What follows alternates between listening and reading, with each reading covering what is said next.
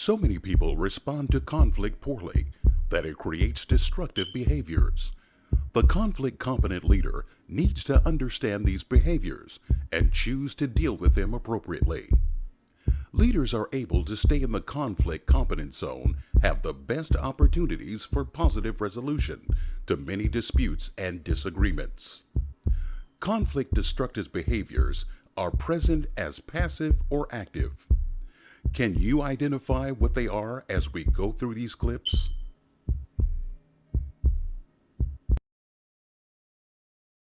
Bob set off to start a new day at work.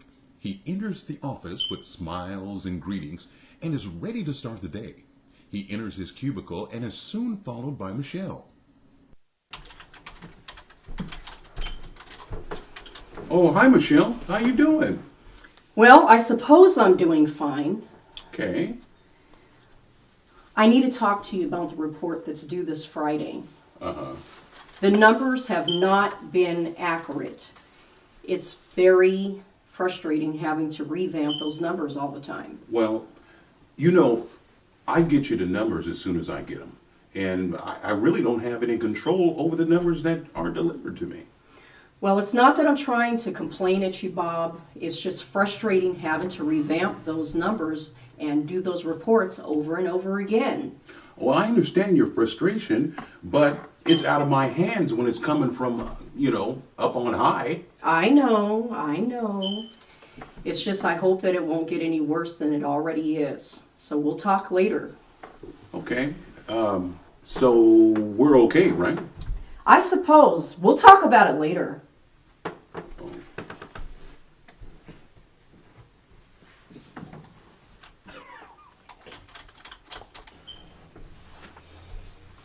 Oh, hi, Michelle. How are you? Oh, I suppose I'm doing okay. I just had a really frustrating conversation. I'm not even sure what the full scoop is. Little did Michelle know, Bob was listening in the next cubicle and overheard her comment. Sometimes, even when asked, we deny or hide our emotions. When Michelle said, "Sure, we're fine, no worries," Bob took her at her word. Michelle, not wanting to prolong the conversation, simply do what many of us do, not admit our true feelings of frustration. Because of what Bob overheard, he now believes Michelle had been dishonest and was not open, and she was talking behind his back. Michelle could have been honest and just said honestly, "I'm not comfortable with all the constant changes." Honest expression of emotion would have demonstrated openness and build trust with Bob.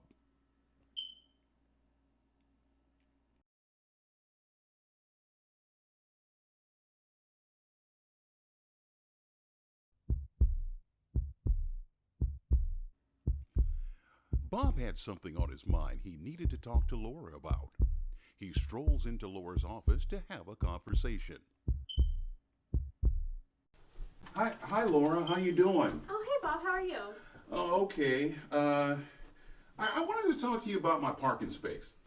I mean, I know I said that you can borrow it for, because you were sick, but I mean, it's been 3 weeks and I need my parking space back. Gosh, I really, really do appreciate you letting me park there. I do. It's just that, it's taking me a little longer to get over this flu than I expected. Laura, who stays sick with the flu for 3 weeks? I need my parking space back.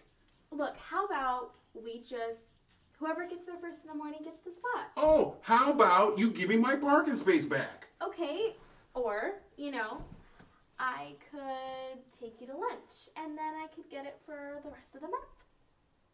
How about you give me my parking space back? All right, look, I'll consider it, but if I get there earlier than you do, I may just forget and park there anyway.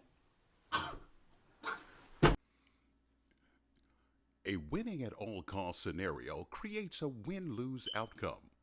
Most people don't enjoy losing. Although Laura was aware of Bob's frustration, she just wants to have her way. For Bob, this creates or adds to a strained working relationship.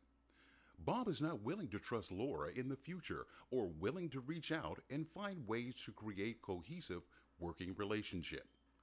Winning at all cost increases the likelihood of more conflict in the future.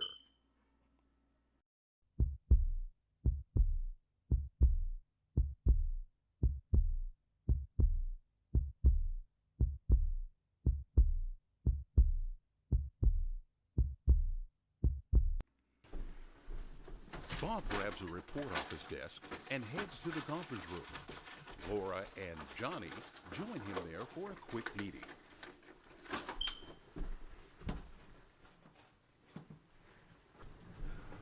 Well, it's good to see you both. Let's get started on our monthly report. Is there anything anybody wants to share before we get started? No, it's good. It's fine. Okay. All right, the sales numbers are looking fairly stable except for the southern region. Now, Laura, you've been working with them in the southern region. Do you have anything to report as to why they were down this month? This is so stupid. They're not performing like they should be. I don't know what you want me to say.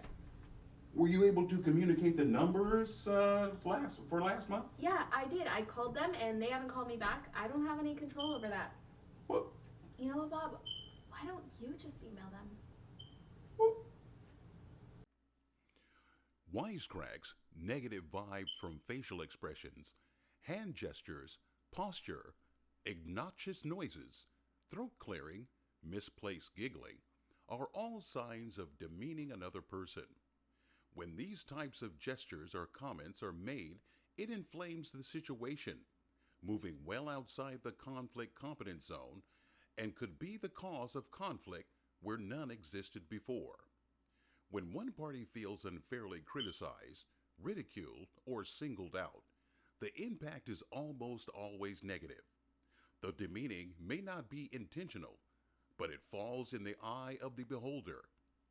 Nonverbal demeaning actions sometimes speak louder than demeaning words. They strike with painful precision, and their effectiveness can linger for months or years if left unattended and unresolved.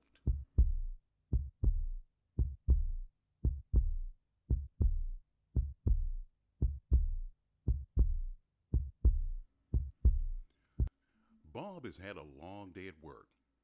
As he walks down the hall to his desk, he sees Laura coming. Rather than deal with her, he ducks into Michelle's cubicle and starts small talk. hey Michelle, how's it going? Hey, what's up, Bob?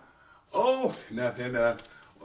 Actually, I saw Laura coming up the hallway, and I just ducked in here. I mean, I just didn't want to deal with it. It's been a long day, and I just didn't want to start anything with her. The root of much avoidance is fear. Fear of reprisal, fear of making the situation worse, fear of becoming emotional, fear of losing one's temper, fear of acceptance, and fear of being wrong. Conflict competent leaders learn that avoidance itself has many negative consequences. Overcoming learned avoidance behavior is critical for improving your ability to deal with conflict.